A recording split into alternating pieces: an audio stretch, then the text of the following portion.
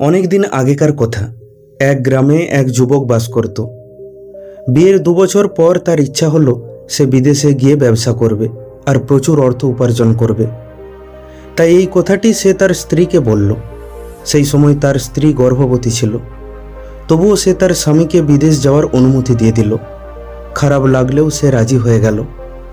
তাই আর দেরি না করে যুবকটিও বিদেশ যাওয়ার জন্য বেরিয়ে পড়ল। বিদেশে পৌঁছে যুবকটি কঠোর পরিশ্রম করতে শুরু করল। সে বহু বছর ধরে দিনরাত পরিশ্রম করে প্রচুর অর্থ উপার্জন করল এবং দেখতে দেখতে একজন ধনী ব্যবসায়ী হয়ে উঠল। 20 বছর পর অবশেষে সে তার উপার্জিত অর্থে সন্তুষ্ট হলো এবং বাড়ি ফেরার সিদ্ধান্ত নিল। সে তার স্ত্রীকে সারপ্রাইজ দিতে চাইছিল, তাই সে তার আসার কথা স্ত্রীকে জানালো না। সে একেবারে বাড়ি ফিরে তাকে চমকে দিতে চাইছিল।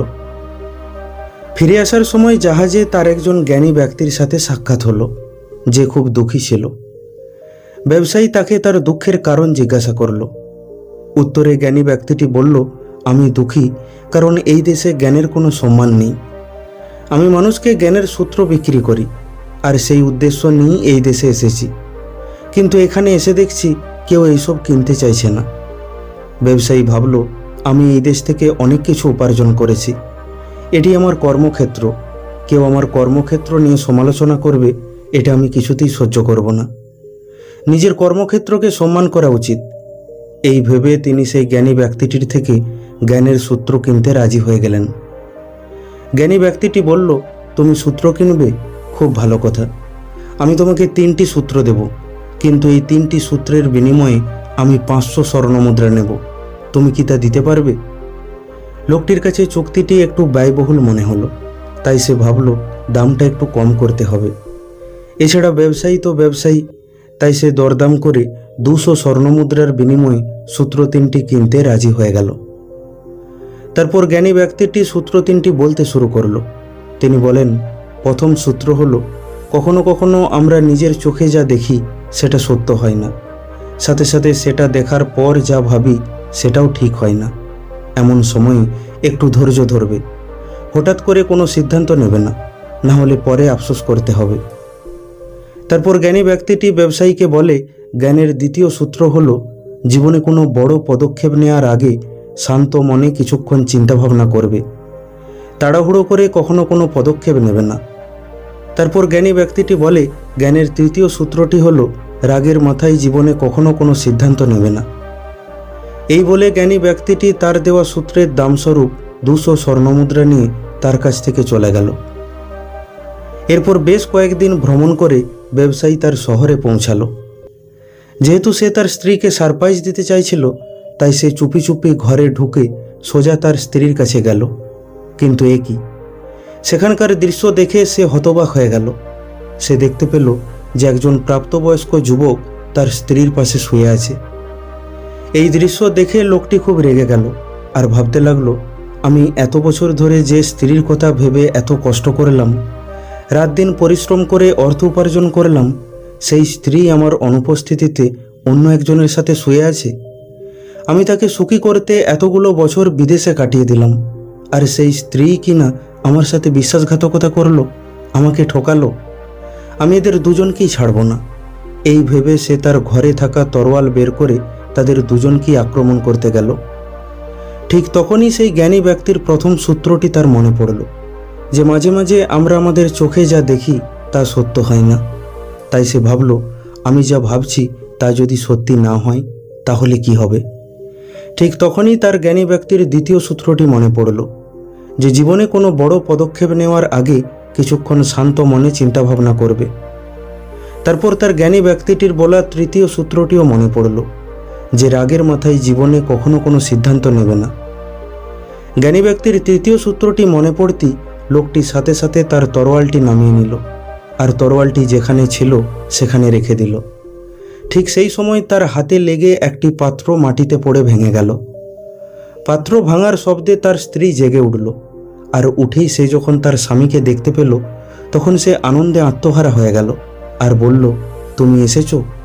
তোমাকে ছাড়া আমার জীবন শূন্য ছিল। তোমার জন্য এতগুলো বছর আমি যে কিভাবে অপেক্ষা করেছি তা কেবল আমিই জানি। এই কথা বলে সে তার স্বামীকে জড়িয়ে ধরল। এদিকে সেই যুবকটি তখনও বিছানায় শুয়েছিল, যার জন্য ব্যবসায়ী তখনও রেগেছিল।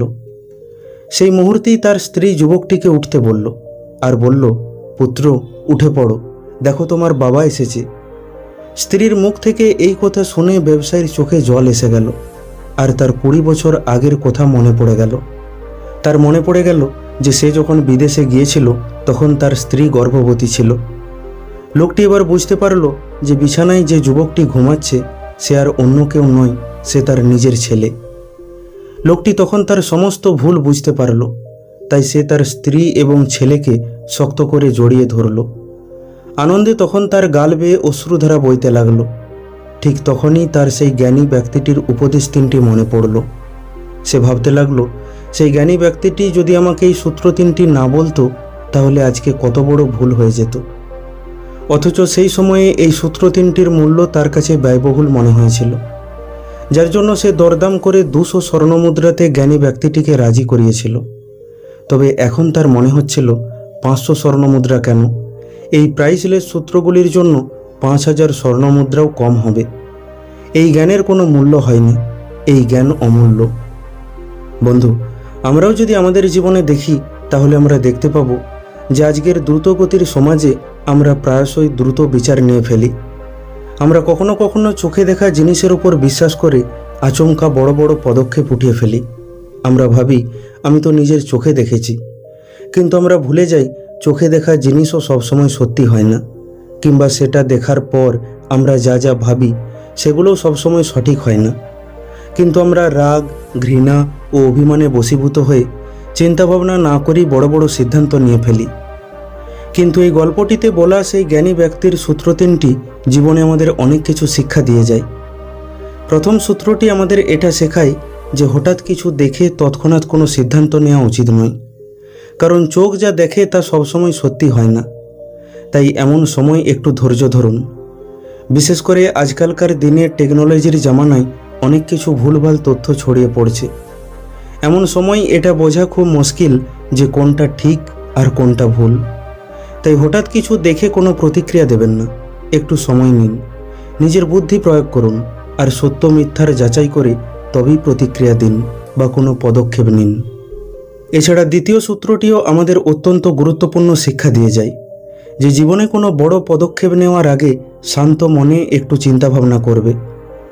অনেক সময় আমরা অনেক গুরুত্বপূর্ণ বিষয়ের সিদ্ধান্ত মুহূর্তের মধ্যে নিয়ে ফেলি, আর সেই অনুযায়ী পদক্ষেপও বাড়িয়ে ফেলি, আর পরে সেই নিয়ে আফসোস করি। তখন ভাবি একটু ভেবেচিন্তে সিদ্ধান্তটা নিলেই ভালো হতো। তাই তো বলা হয়, ভাবিয়া করিও কাজ, করিয়া ভাবিও না। আমরা মানুষেরা বড়ই অদ্ভুত বন্ধু।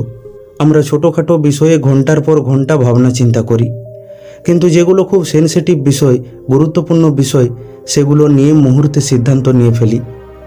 যেমন আমরা জামা কাপড় কিনতে যতটা সময় লাগাই, জীবনসাথী চিনতে ততটা সময় লাগাই না। অথচ বিয়েটা খুব বড় একটা সিদ্ধান্ত, আর জামা কাপড়টা খুব ছোট একটা সিদ্ধান্ত। তাই কোনো বড় পদক্ষেপ নেওয়ার আগে একটু ভাবনা চিন্তা করবেন। জ্ঞানী ব্যক্তির তৃতীয় সূত্রটিও আমাদের জীবনে গভীর শিক্ষা দিয়ে যায় যে রাগের মাথায় কখনো কোনো সিদ্ধান্ত নেবে না, কারণ রাগের মাথায় নেওয়া কোনো সিদ্ধান্ত কখনো সঠিক হয় না।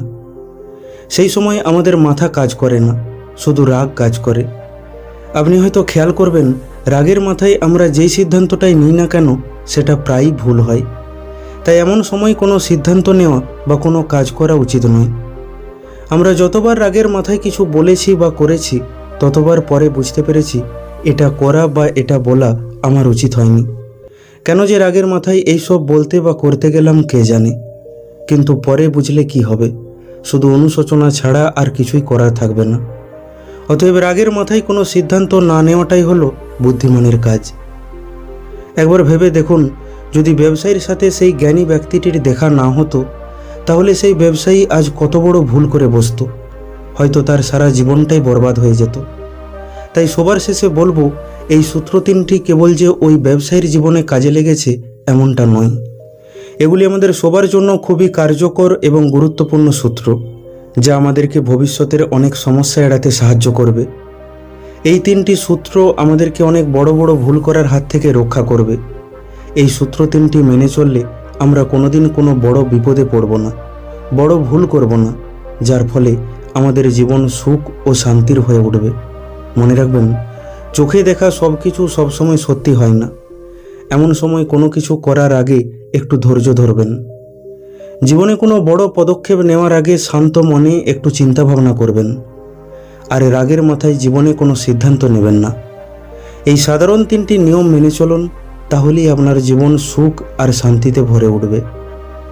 বন্ধু, আশা করি ভিডিওটি থেকে আপনি কিছু শিখতে পারলেন। ভিডিওটি কেমন লাগলো কমেন্ট করে অবশ্যই জানান। ভালো লাগলে লাইক করে দিন আর আপনজনের সাথে শেয়ার করে নিন। প্রতিনিয়ত এই রকম শিক্ষামূলক ভিডিও পেতে এখনই আমাদের চ্যানেলটিকে সাবস্ক্রাইব করে নিন। খুব তাড়াতাড়ি ফিরে আসব অন্য একটি শিক্ষামূলক ভিডিও নিয়ে। ভালো থাকবেন। ধন্যবাদ।